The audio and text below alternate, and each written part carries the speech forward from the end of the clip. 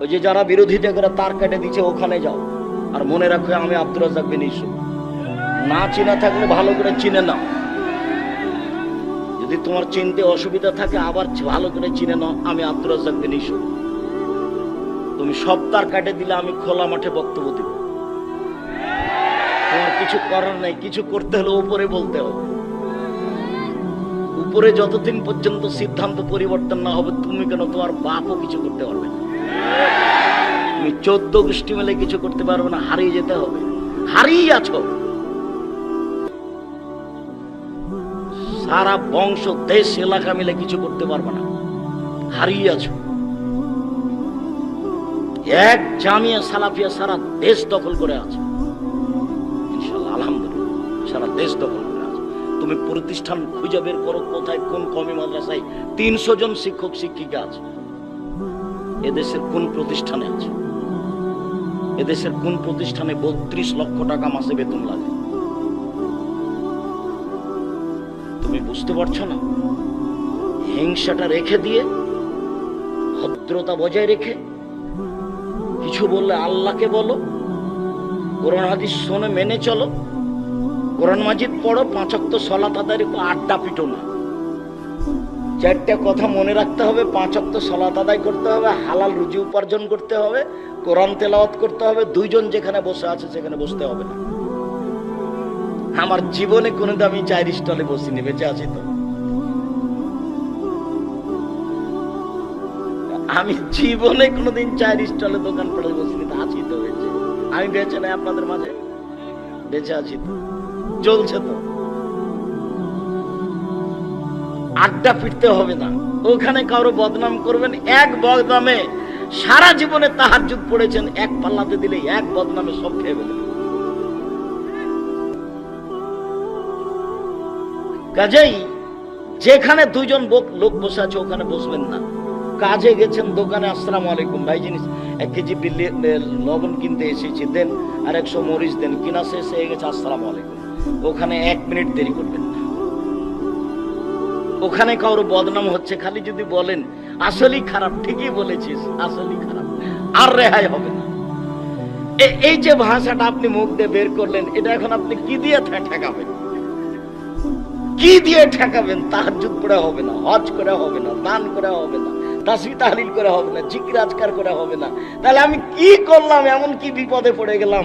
আপনি যার ব্যাপারে বলেছেন ভালো, ঠিকই বলেছিস, আসলেই খারাপ, তার হাত ধরে বলতে হবে, ক্ষমা করলে হবে না, হলে বিচারের মাঠে ও নেকি নিয়ে নেবে, অবাক বিচার। ও নেকি নিয়ে নেবে, অবাক বিচার। এইভাবে রাসূল সাল্লাল্লাহু আলাইহি ওয়াসাল্লাম বিচারের কথা বলেছেন, অবাক বিচার। আবু হুরায়রা রাদিয়াল্লাহু তাআলা আনহু বলেন, রাসূল সাল্লাল্লাহু আলাইহি ওয়াসাল্লাম বলেছেন, লা ইয়ালজান নারা রাজুলুন বাকা মিন খাশিয়াতিল্লাহ হাত্তা ইয়াউদাল লাবানু ফি দারে। গাভীর বাট ওলান থেকে দুধ বের করে ভিতরে ঢোকানো যায় না, যেমন আল্লাহর ভয়ে কাঁদে যে সে জাহান্নামে যাবে না, তেমন গাভীর বান ওলান থেকে দুধ বের করে ভিতরে ঢোকানো যায় না, যেমন আল্লাহর ভয়ে কাঁদে যে সে জাহান্নামে যাবে না, তেমন। এইভাবেই মুহাম্মদ সাল্লাল্লাহু আলাইহি ওয়াসাল্লাম বলেছেন। আমি আপনাকে হুবহু বাংলা করে দেখালাম, রাসূলের মুখের ভাষাটা এইরকম।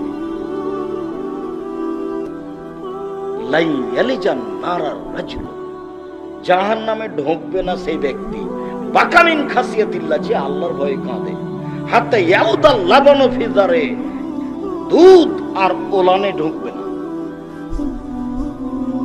তারপরে বলছেন, ওয়ালা ইয়াজতামিউ গুবারন ফি সাবিলিল্লাহ, দোখানো জাহান্নাম, আল্লাহর পথে চলে যে, কোরআন হাদিস পড়ে যে, আল্লাহর পথে চলে যে, কোরআন হাদিস পড়ে যে, এর পায়ের ধুলা এই ব্যক্তি আর জাহান্নামের আগুন একসাথে হবে না।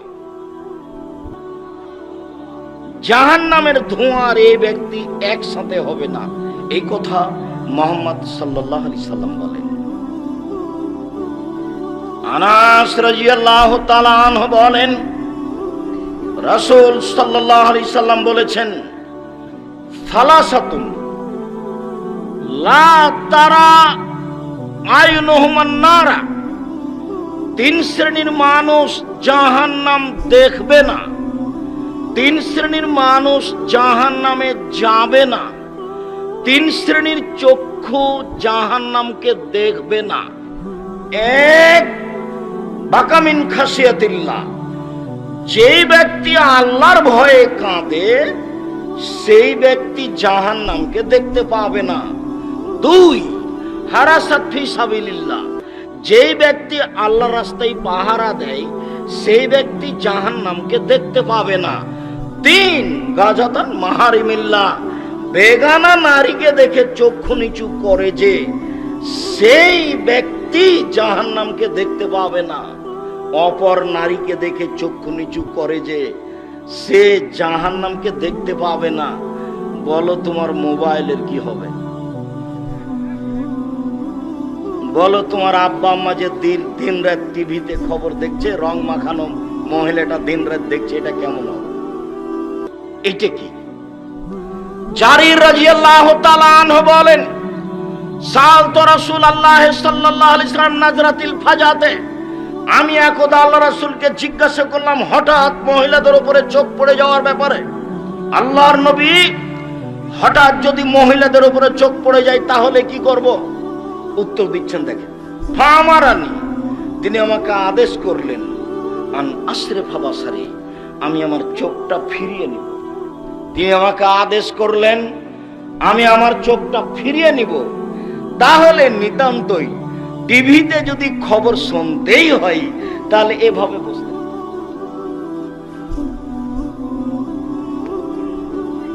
রাসূল সাল্লাল্লাহু আলাইহি সাল্লামের কথা তোমার সামনে নকল করছি। মনে করো না আমি আব্দুর রাজ্জাক বিন ইউসুফ বলে গেলাম, মনে করিও মুহাম্মদ সাল্লাল্লাহু আলাইহি সাল্লাম বলেছেন, সেই কথা উনি আমাদের সামনে পেশ করলেন। তুমি সরিষা সম পরিমাণ খাটো চোখে দেখিও না। আমার জীবনে কোনোদিন আমি অপ্রয়োজনীয় বাক্য বলিনি 90 সাল থেকে আজ পর্যন্ত। আজকেও কোনো অপ্রয়োজনীয় বাক্য বলবো না বলে আশা করছি ইনশাআল্লাহ। উবাদা ইবনে সামিত রাদিয়াল্লাহু তাআলা আনহু বলেন, রাসূল সাল্লাল্লাহু আলাইহি সাল্লাম বলেছেন, পৃথিবীর মানুষ 6টা জিনিসের জিম্মেদারি নাও, আমি তোমাকে জান্নাতে নিয়ে যাওয়ার জিম্মেদারি নিলাম। তার একটি হচ্ছে অপর নারীকে দেখে চক্ষু নিচু করো। অপর নারীকে দেখে চক্ষু নিচু করো। কিভাবে জান্নাতে নিয়ে যেতে হবে সেটা আমার ব্যাপার, আমি নিয়ে যাব। এই কথা মুহাম্মদ সাল্লাল্লাহু আলাইহি সাল্লাম বলেন। দৃষ্টি খুব কঠিন জিনিস। আল্লাহর নবী একদা বলছেন, সঙ্গী সাথী ইস্তাহি মিনাল্লাহ হাক্কাল হায়া, সঙ্গী সাথী তোমরা একটু আল্লাহকে সত্য সত্য লজ্জা করো তো। সঙ্গী সাথী তোমরা একটু সত্য সত্য আল্লাহকে লজ্জা করো তো। তো সাহাবীগণ বলছেন, আল্লাহর নবী আমরা আল্লাহকে লজ্জা করি, আমরা সত্য সত্যই আল্লাহকে লজ্জা করি। তখন আল্লাহ রাসূল বলছেন, না না না না না, তোমরা যেটা বুঝেছো আমি সেটা বলিনি।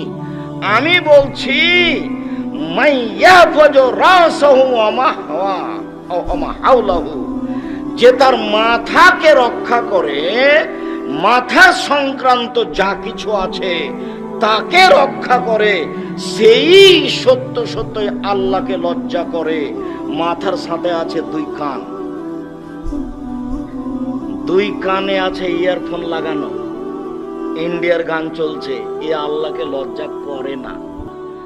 মাথার সাথে আছে চক্ষু, দিন রাত নগ্ন নারীকে দেখছে টিভিতে ও মোবাইলে, এ আল্লাহকে লজ্জা করে না। সাহাবীগণকে আল্লাহর নবী বলছেন, সঙ্গী সাথী তোমরা একটু সত্য সত্যই আল্লাহকে লজ্জা করো তো। তো সাহাবীগণ বলছেন, আল্লাহর নবী আমরা সত্য সত্যই আল্লাহকে লজ্জা করি। তখন আল্লাহ রাসূল বলছেন, না না না না না, আমি এটা বলিনি।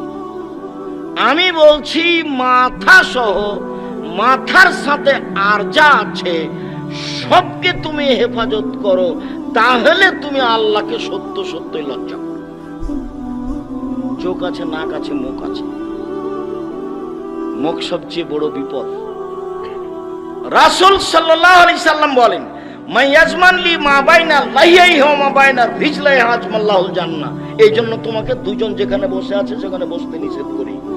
পৃথিবীর মানুষ শুনে রেখো, কেউ যদি মুখের জিম্মেদারি নিতে পারে, কেউ যদি লজ্জা স্থানের জিম্মেদারি নিতে পারে, জেনা করবে না, আমি মুহাম্মদ সাল্লাল্লাহু আলাইহি সাল্লাম তাকে জান্নাতে নিয়ে যাওয়ার জন্য জিম্মেদারি নিলাম। কিভাবে নিতে হবে সেটা আমার ব্যাপার। এক, মুখে বদনাম করবে না,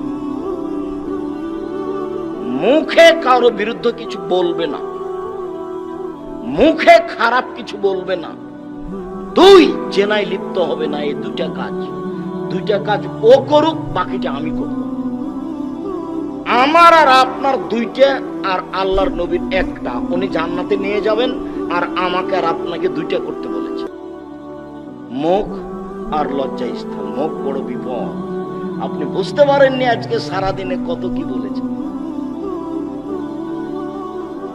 এই ছেলেরাকে বলছি, তোমরা ধৈর্য ধারণ করো। একজন আর একজনকে বলবা, সব ধৈর্য ধারণ করো। কার কেটে দিয়েছে, ধৈর্য ধারণ করো। সব ধৈর্য ধারণ করো। ধৈর্য ঘোড়ার ডিম নয়। ধৈর্য একটা জিনিস যেটা মানুষ বাস্তবায়ন করতে পারে, গরু ছাগল পারে না। ধৈর্য ঘোড়ার ডিম নয়। ধৈর্য একটা জিনিস যেটা বাস্তবায়ন করতে পারে মানুষ। কে পারে? মানুষ পারে। গরু ছাগল পারে না। গরু ছাগল ধৈর্য জিনিস বুঝে না, কাজে ওকে বুঝানো যাবে না। মানুষই ধৈর্য বুঝতে পারে, মানুষের বাস্তবায়ন করতে পারে।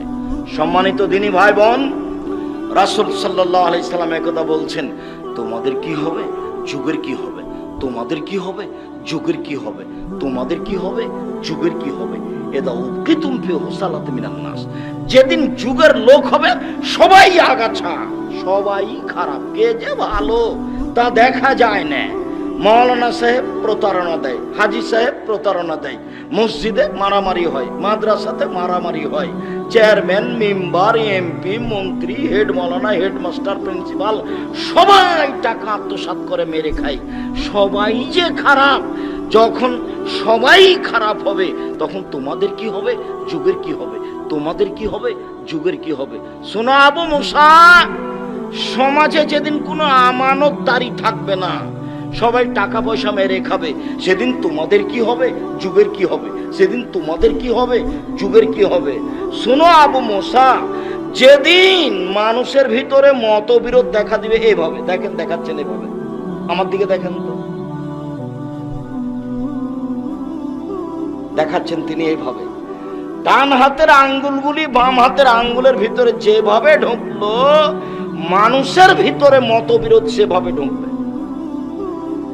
এই সামান্য প্রোগ্রাম তো কিছু ছেলে বলছে এখানে, কিছু না ওখানে, ওখানে করো। মুরব্বী বলছে এখানে, আর ছাড়ো মুরব্বীর কথা, ওখানে করো।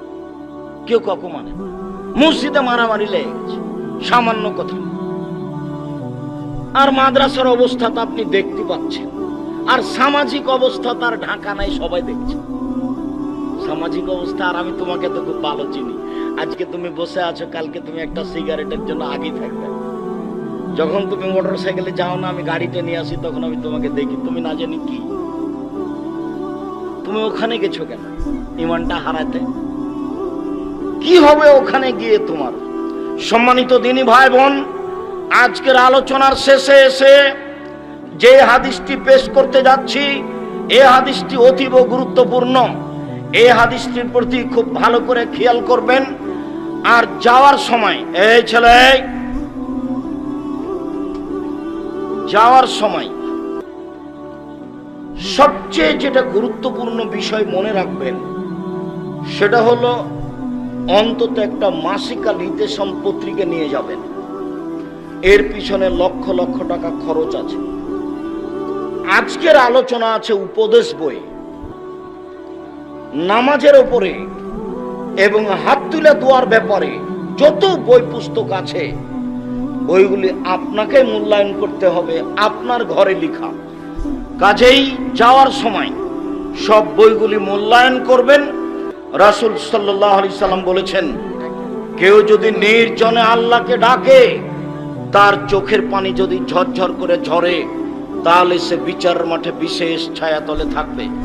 থাক থাক জি শোনো, যেদিন মতবিরোধ এমন হবে, সেদিন তোমাদের কি হবে, যুগের কি হবে, তোমাদের কি হবে, যুগের কি হবে।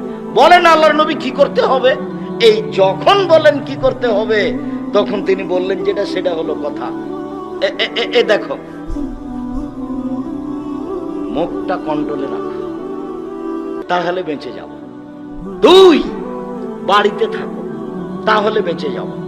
3, যেটা ভালো সেটা নিও, যেটা খারাপ সেটা ছেড়ে দিও, তাহলে বেঁচে যাবা।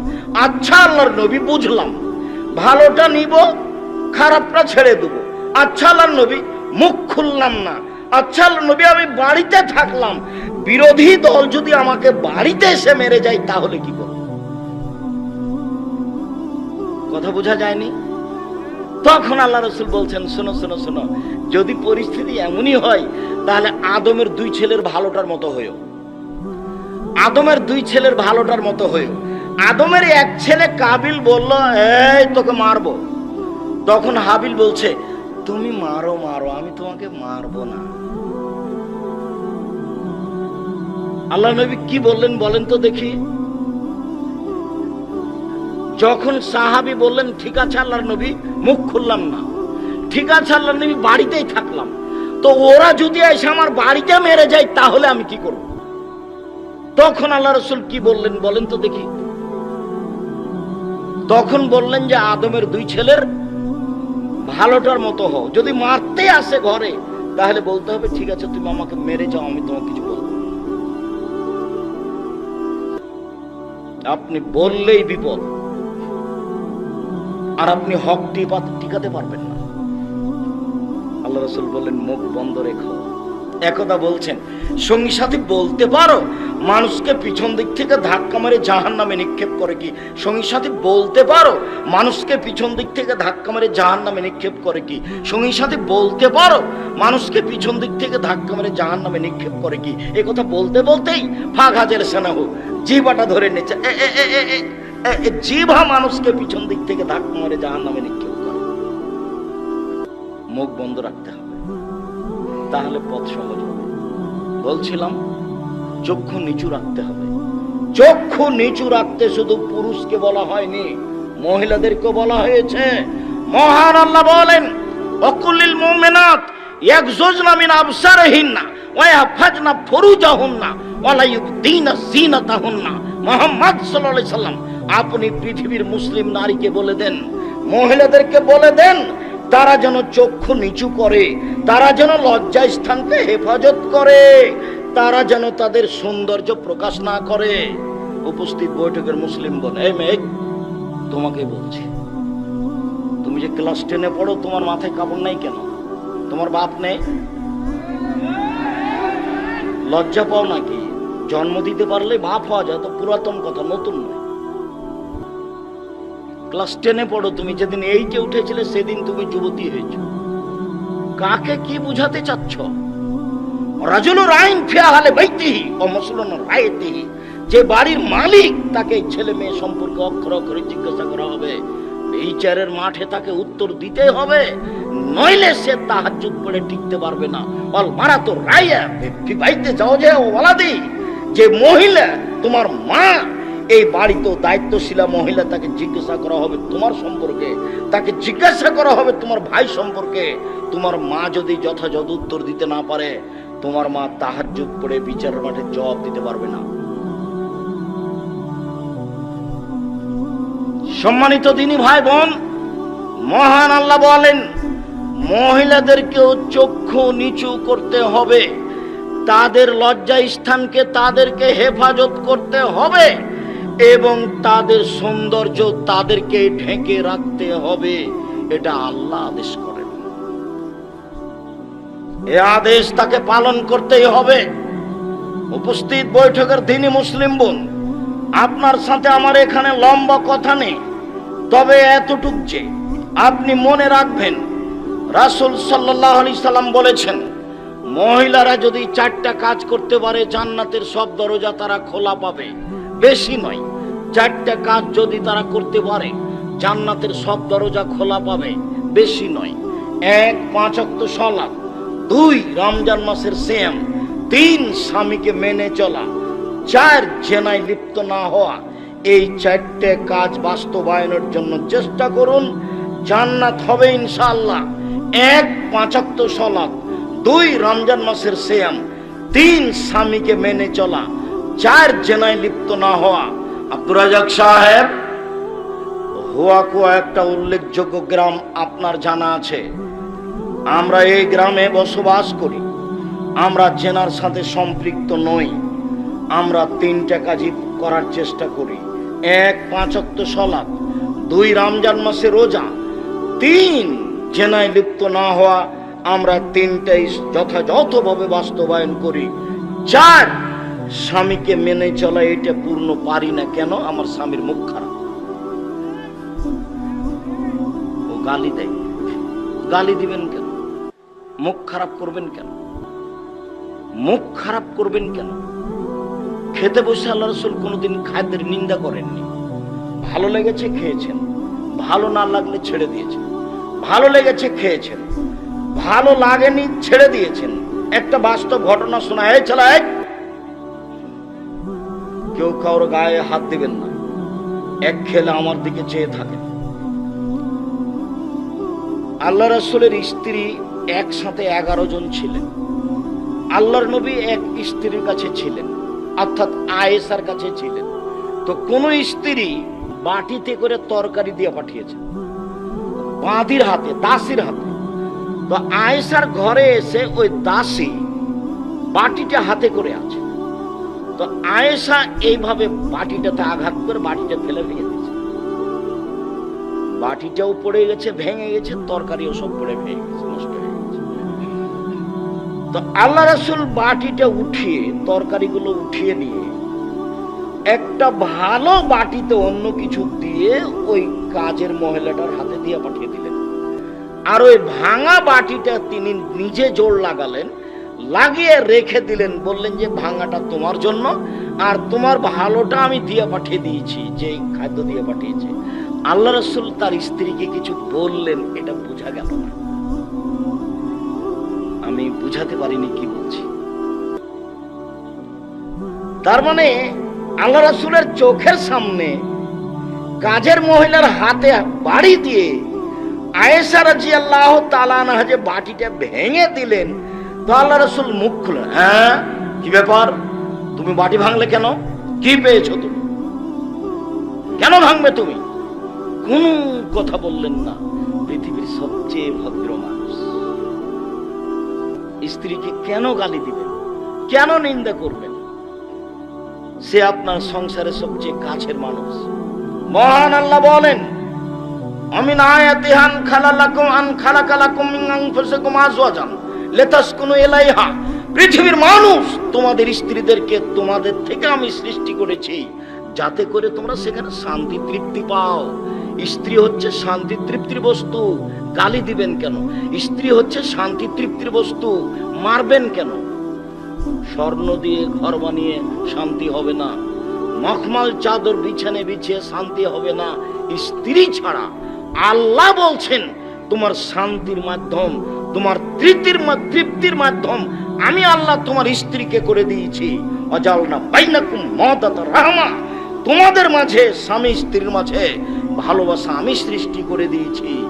তাই ভালোবাসাটা বহাল রাখতে গিয়ে আল্লাহ তাআলা বলছেন, নিসাউকুম হারসুল লাকুম ফাতু হারসুকুম আন্না শাইতুম। পৃথিবীর মানুষ মনে রেখো, তোমাদের স্ত্রী তোমাদের ক্ষেত। পৃথিবীর মানুষ মনে রেখো, তোমাদের স্ত্রী তোমাদের জমি।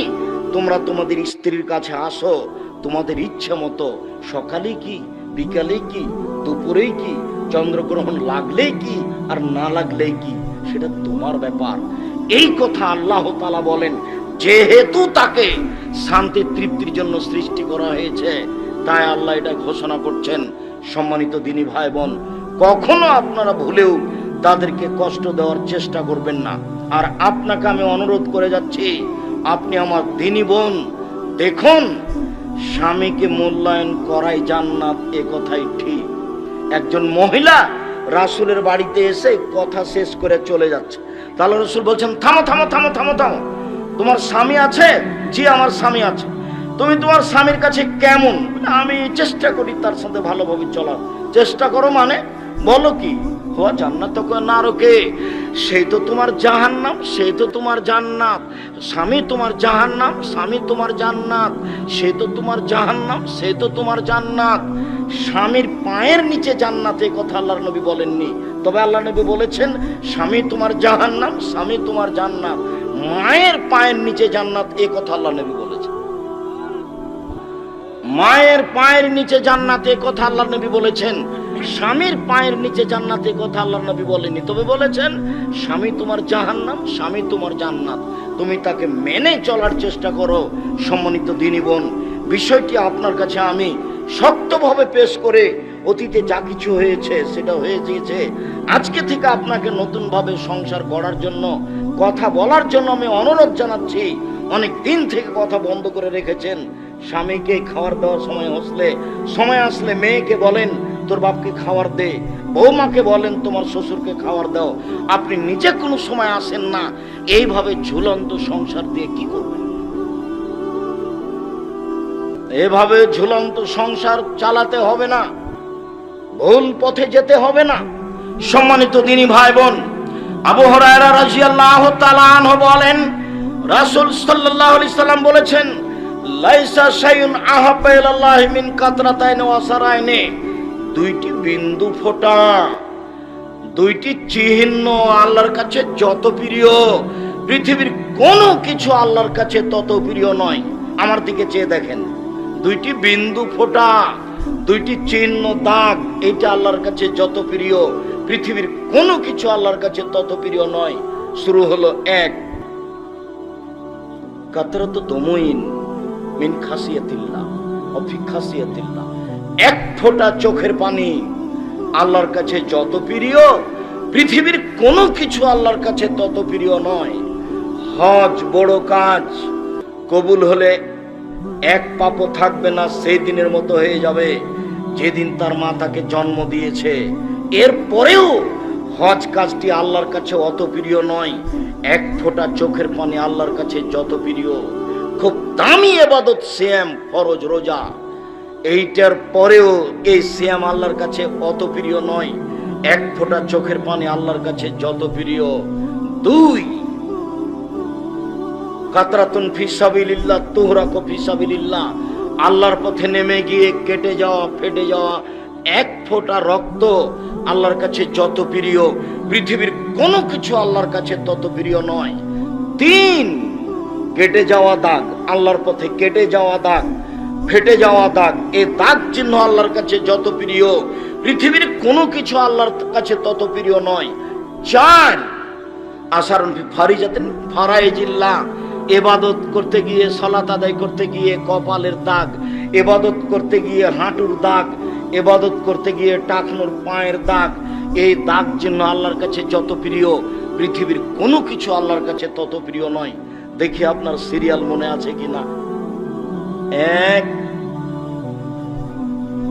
এক ফোঁটা চোখের পানি। দুই, এক ফোঁটা গায়ের রক্ত। তিন,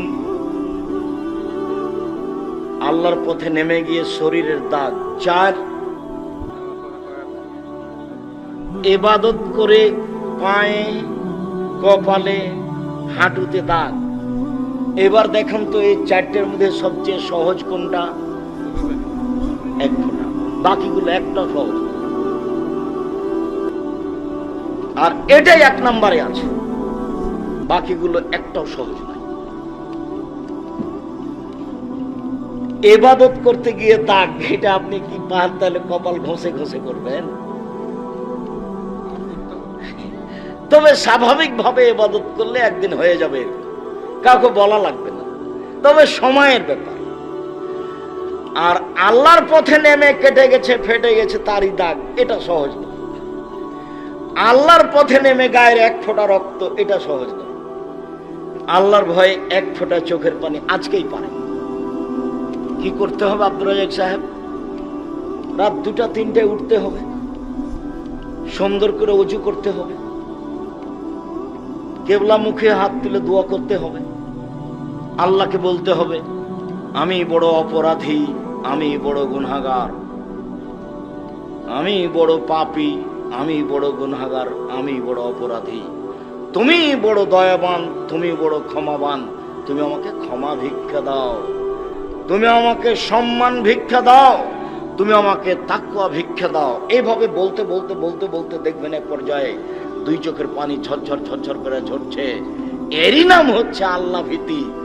এই পানি যেদিন আপনার চোখ থেকে বের হবে সেদিন আপনি বুঝতে পারবেন যে আমি আল্লাহর কাছে সবচেয়ে একটা প্রিয় কাজ করেছি। সম্মানিত দিনী ভাই বোন, আনাস রাদিয়াল্লাহু তাআলা আনহু বলেন, রাসূল সাল্লাল্লাহু আলাইহি ওয়াসাল্লাম বলেছেন, একদা আল্লাহর নবী বললেন, লাউ তাআলামুনা মা আলামু, পৃথিবীর মানুষ শুনে রেখো, আমি আল্লাহকে যেভাবে চিনি তোমরা যদি চিনতে, আমি আল্লাহকে যেভাবে জানি তোমরা যদি জানতে, তাহলে বেশি বেশি কাঁদতে কম কম হাসতে, বেশি বেশি কাঁদতে কম কম হাসতে। তাহলে আমরা যে দিন রাত হাসি তামাশার মধ্যে আছি, তাহলে কি আল্লাহকে আমরা চিনি না? জি, এটাই ঠিক, আল্লাহকে আমরা চিনি না, এই কথাই ঠিক।